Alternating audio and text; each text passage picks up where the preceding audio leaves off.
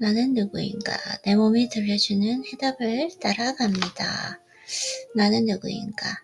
이 오래된 질문은 마치 안개 속을 헤매는 듯한 신비로움을 지니고 있습니다.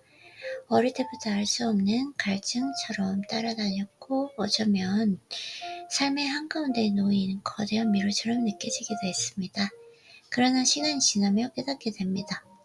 나는 누구인가? 라는 막연한 질문보다 나는 무엇을 먹고 무엇을 해야 행복한가? 나는 어떤 순간의 충만함을 느끼는가?와 같은 구체적인 물음들이 더 본질적일지도 모른다는 것을요. 나는 어떤 사람인가? 그것을 거창한 철학적 사유 속에서가 아니라 아주 사소한 일상 속에서 발견하게 됩니다. 이를테면 나는 어떻게 하면 오늘 밤 깊고 평안한 잠이 들 수 있을까? 어떻게 하면 나는 아침 눈을 떴을 때 세상을 다시 사랑할 수 있을까? 그 해답을 찾는 과정이야말로 내가 누군지를 탐구하는 진정한 여정이 아닐까 합니다. 최근 나는 이 질문의 답을 내 몸이 통해서 체감했습니다.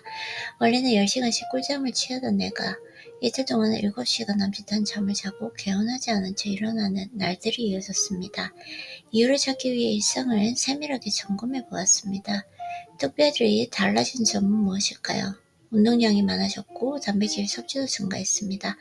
닭가슴살을 평소보다 가다 섭취했습니다.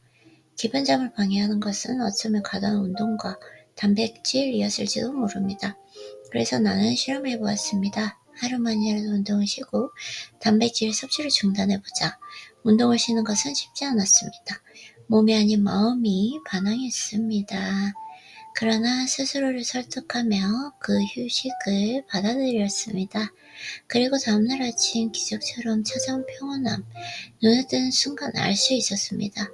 마치 안개가 거치듯 온몸이 가볍고 마음이 맑았습니다. 창문을 통해 스며드는 햇빛조차 따뜻한 위안처럼 느껴졌습니다. 마치 우주가 귓가에 속삭이는 듯했습니다. 그래, 너가 가야 할 길은 바로 이것이야. 그날 아침 모든 것이 자연스럽게 흘러갔습니다. 커피를 내리고 책을 펼치고 글을 쓰고 하루의 루틴이 물 흐르듯 이어졌습니다. 강요된 질서가 아니라 스스로 조율된 조화 속에서 움직이는 듯했습니다. 나는 누구인가? 어쩌면 그것은 특정한 철학적 정답이 아닌 끊임없는 탐색의 과정인지도 모릅니다. 나는 어떤 음식을 먹어야 편안한지, 어떤 리듬으로 살아야 온전한 행복을 느낄 수 있는지, 내 몸과 마음이 나에게 들려주는 신호를 듣는 것, 그것이야말로 나를 찾아가는 길이 아닐까? 이제 나는 이유를 묻지 않습니다. 단백질이 많아지면 몸이 무겁고 감정이 예민해지며 수면의 질이 떨어진다는 것을 압니다. 운동을 쉬어야 할 때가 있다는 것도 압니다. 이유를 따지기보다 내 몸이 들려주는 이야기를 받아들이는 것, 그것이 내가 찾은 해답입니다. 그리고 그것이야말로 나는 누구인가? 라는 질문에 대해 가장 솔직하고 단순한 대답일 것입니다. Who am I? Following the answers my body gives me, who am I? This ancient question has always felt like wandering through a fog, something mysterious yet strangely familiar. Ever since I was young, it followed me like an unquenchable thirst, like a giant maze in a place right in the middle of my life. But over time, I started to realize something. Maybe the real question isn't just who am I, but rather, what makes me feel happy? What kind of food and habits help me feel my best? When do I feel the most alive? Maybe discovering who I am isn't about searching for a grand philosophical truth, but rather noticing the small moments in everyday life. For example, what if the key to understand myself, understand myself, lies in something as simple as figuring out how to sleep better at night? What if knowing myself means learning how to wake up feeling refreshed and ready to embrace the day?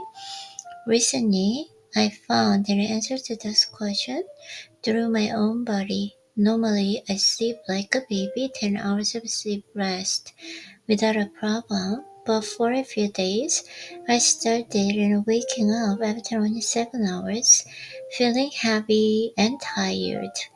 Something was off, so I took a step back and examined my routine. What had changed? The only real difference was that I had been working out more and eating more protein, especially chicken breast. Could it be that too much protein and intense exercise were actually making me restless? I decided to test it. Just for one day, I skipped my workout and cut out high protein foods. Taking a break from exercise wasn't easy. I felt restless, almost guilty, but I pushed through and gave my body the rest it seemed to be asking for.